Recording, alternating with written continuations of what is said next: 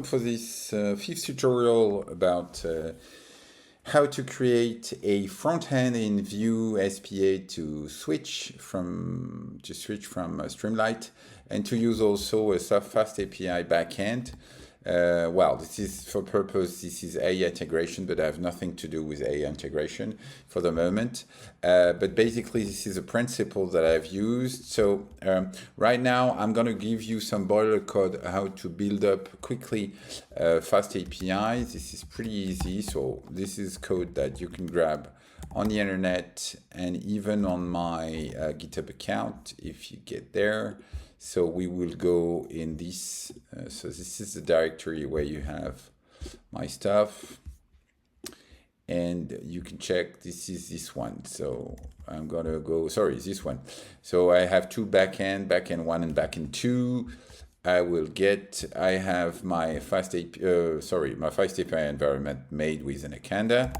And basically I will be here. So what is interesting is that I will launch, so I'm already there, so I'm just going to launch the FastAPI. I can take this one, and you would see I have access to this. So this is backend 2, this is backend 1. So this is, you can even think about, welcome, this is YouTube. I don't even have the time to write it down. If I refresh, so I'm just handling this.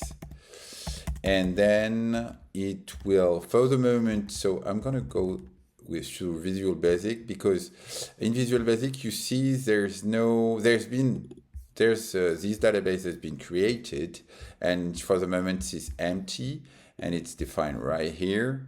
And what is interesting is that if I manipulate through the Swagger doc, so I rather go for Swagger instead of redoc, which I don't like so much, but you can, it's up to you. Then you can see that it's empty if you interact, because we've seen that it's empty. Okay, there's nothing. So what I'm going to do is that I'm going to add a user.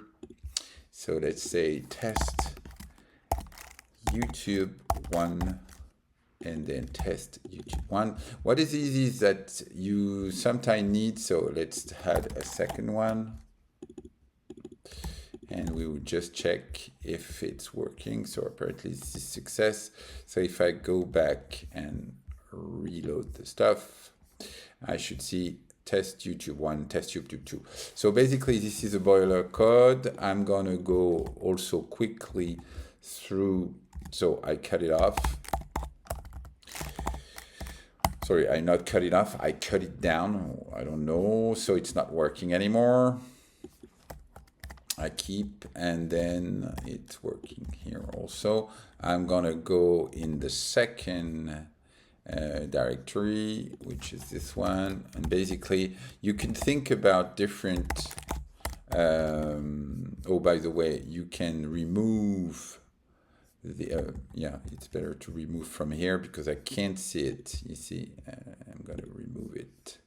You can remove it because it will recreate every time you will launch the stuff. So there's no database, for instance. You have all the command right here also. So I'm gonna take this one and launch it right here. So it's gonna create, obviously, the database, which is now Note, very simple one. And then if I reload, I will have, because in this, I've changed a little bit the main stuff. So I'm going to edit it right away. I've made a direct redirection right here. It redirect every time you're eating the root of the API, it redirects to the doc, so you get access to the stuff. If I check the note, normally it should be empty. You see, I don't know, maybe it's empty. Let me see.